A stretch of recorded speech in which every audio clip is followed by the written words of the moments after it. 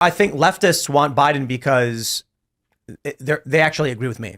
And what I said was in 2019, 2020, if you think Donald Trump really is going to destroy this country and destroy our democracy, and you're a leftist, he's your guy. Yeah. Because you vote for Joe Biden and you are empowering the banksters, the corporations, and you are giving them their stranglehold on this. But if you vote for Donald Trump, he'll give you everything you think is coming. Destruction. Here's the truth. They do agree with me in essence, but not on who's going to cause the destruction. They actually agree with me wholeheartedly.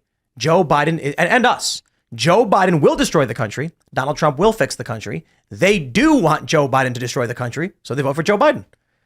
If they actually thought Trump was that bad, they'd vote for him. Yeah. But the truth is, they know Donald Trump will make America great again, secure the borders, bring back jobs. They don't want that. They want Biden's Alzheimer's-esque catastrophe, war, conflict, crisis. They want to see the United States fall apart. And it makes a lot of sense from the perspective of the left. Empower, why, you wonder why it is the leftists are supporting the FBI. The FBI is going after Trump supporters.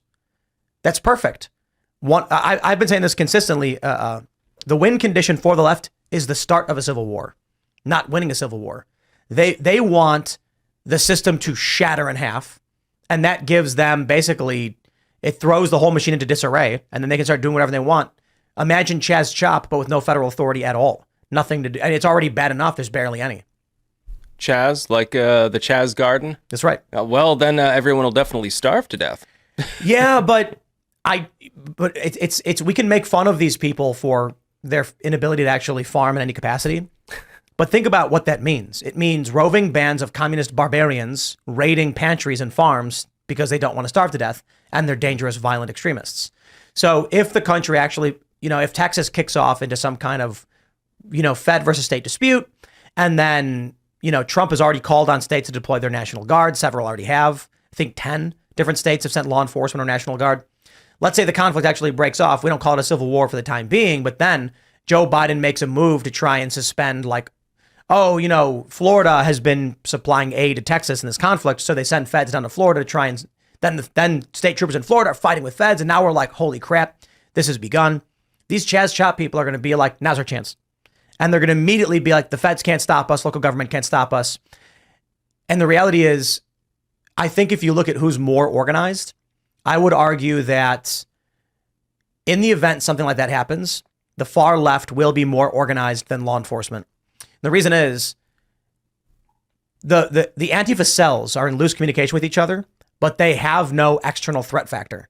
If the federal government gets into it with Texas, and it's very light. I don't know if this will actually escalate. The Border Patrol has already sided with Texas National Guard. We'll see where that goes. But let's say the conflict between the feds and Texas escalates into several other states. It's like a Mexican standoff. The feds are way too preoccupied, are not going to be able to muster up any kind of forces to stop far left extremists from seizing territory in major cities, and local police cut off from the feds are going to just ditch. They're going to be like, I'm out. Remember what happened when the far leftists went to the police station in Minneapolis? What happened? All the cops ran full speed out of the building. They were not organized in the way people think they are. The far left is, or at least willing to do crazy things.